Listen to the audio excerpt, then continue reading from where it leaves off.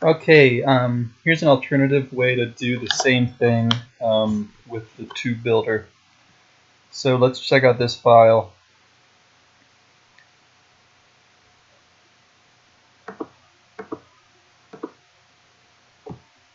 Alternative universal tube builder. So Martin was saying that it wasn't working with Ubuntu 0.16 on Linux. So he sent me a picture of what it looked like when he opened up the file, and I can pull that up real quick.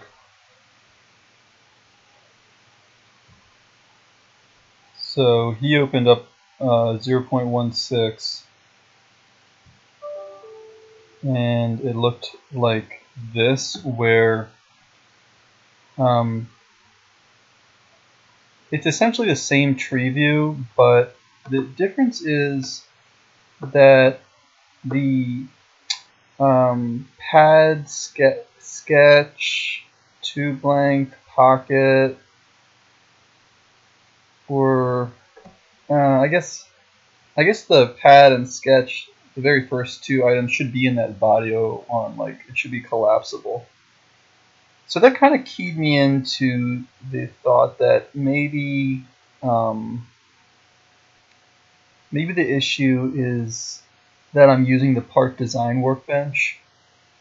So I tried a different approach. Okay, so this file is opened up, and you can see right away that the project tree is different. We're doing things with the part workbench. So our final object is called cut. And within cut, we've got the tube and a fusion. See that right there? That's our hole pattern. And obviously the tube is the tube.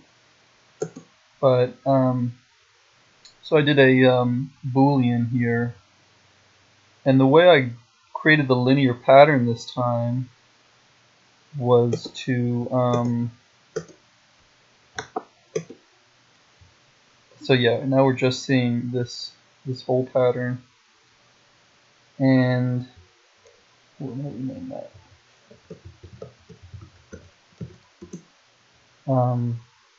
I used arrays using the draft workbench. So I started with a sketch on the same. Basically, I'm just using the origin to locate all this stuff, and you're gonna see some similar concepts in this one, like hole standoff and hole radius are referenced from the spreadsheet, just like before.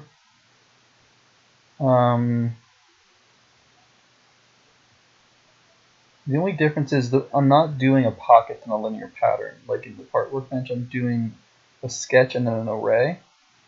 So the way you would do that is you would make your sketch.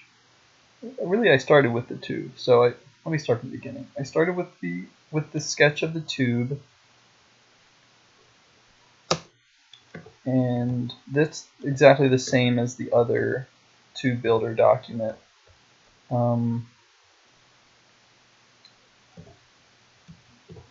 There's really no changes there.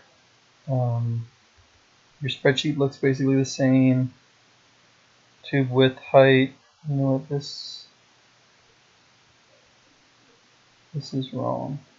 This should be not having it anymore. So I'll delete that.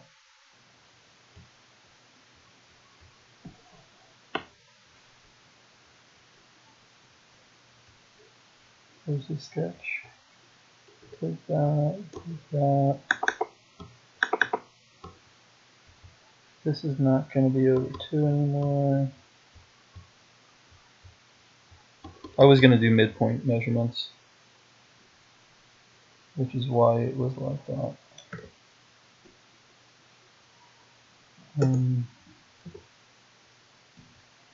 But anyway, go back to our sketch here. Everything's basically the same with this. You know, we're deriving the corner radius from an equation. This inner corner radius is just like a scaled down version of the outer radius.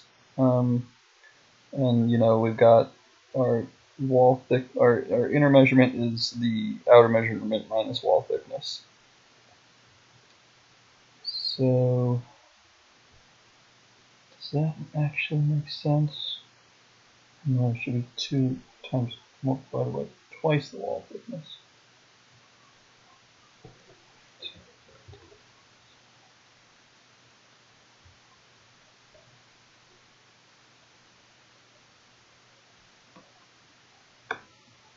I made this document in a rush just to see if the concept would work, but I still haven't gotten an answer on whether it works.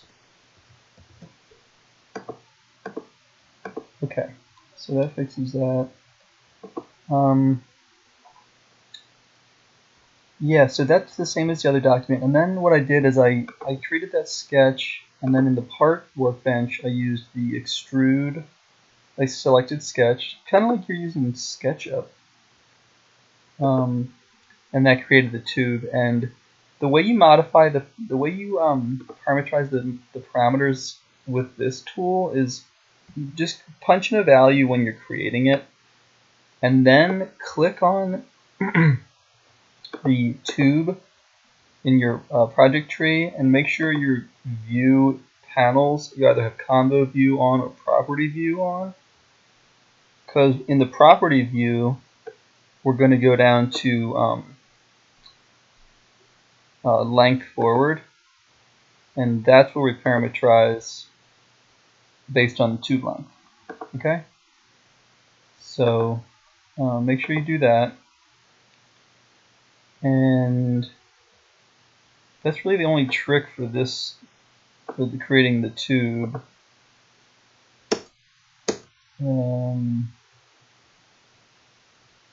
Yeah, that gives you this. This is what you get from that. And then you just start another sketch. So you go to your Sketcher workbench, and I just did another sketch, and I did it on the XY plane so that I'd be right here in the center of the tube. And after I did that, I created this array. So I exited the sketch.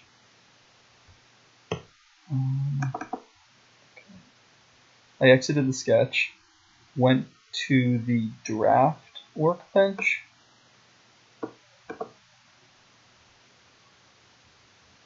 and selected the sketch and clicked the array tool. And that's going to just create something that isn't very pretty, but once again you select the array from the tree and go down to in the property view, and for me I did this along the y-axis, so my number y is actually going to be that same formula that I did in the other document, where we're seeing how much of the tube is in play after the standoff, divided out by the number of spaces, or the hole spacing. So that's pretty simple. Just going to give you a number, and I round it up, and I also had to multiply it by -1 because this wanted to do it along the wrong axis. So that's what the array comes out looking like. One more thing is it's going to probably give you a 2 by 2 array. So you just do number x1, number y, your function, number z1. And then under your interval y, this is where you enter your hole spacing parameter. Okay? So that's going to be in the property manager view. And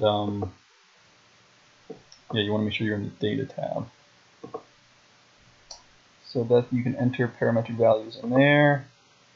And then I just repeated the same for, I wanted to just copy that, or copy it onto, map it onto another plane. But I was doing this real quick and I couldn't remember how to do that, so I just went ahead and went through those steps again, created a sketch, this time on the YZ plane, did the same array, everything's the same for the array, and yeah, there you go. So one thing I had to do was make this a negative value just because of the way that worked. I could have gotten I couldn't got it. Probably wouldn't have had to do that if I extruded the tube the other direction. But this is the way it came out.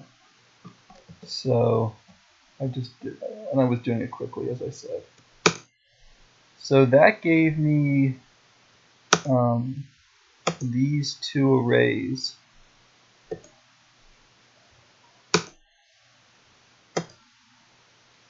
And I individually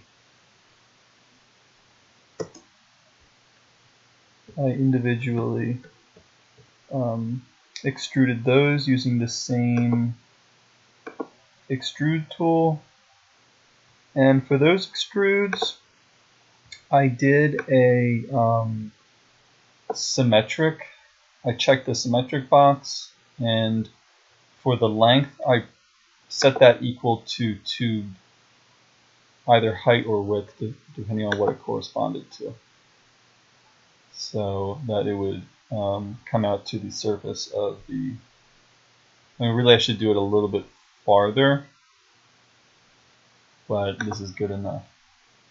Like, you would want to do like 1.1 times or 2 times, just to make it go beyond the face, but this is good enough. So that gave me these, and then I just went ahead and fused those. Okay, so now I have this fusion, and I have a tube, and I did a Boolean subtraction, and that left me with this. So, I mean, depending on what you're used to, I'm used to doing things in SolidWorks, so that's why I did the part design workbench approach. But this approach actually seems to be just as good. I mean, it's actually, in some ways, it's nicer. Both ways work, but you can see we can do a 6x2.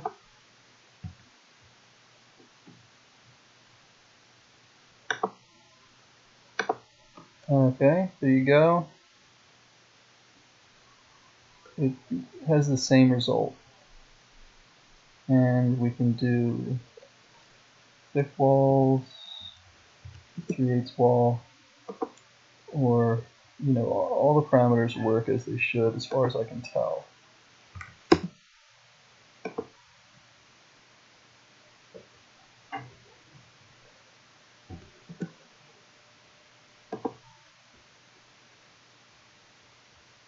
So, yeah.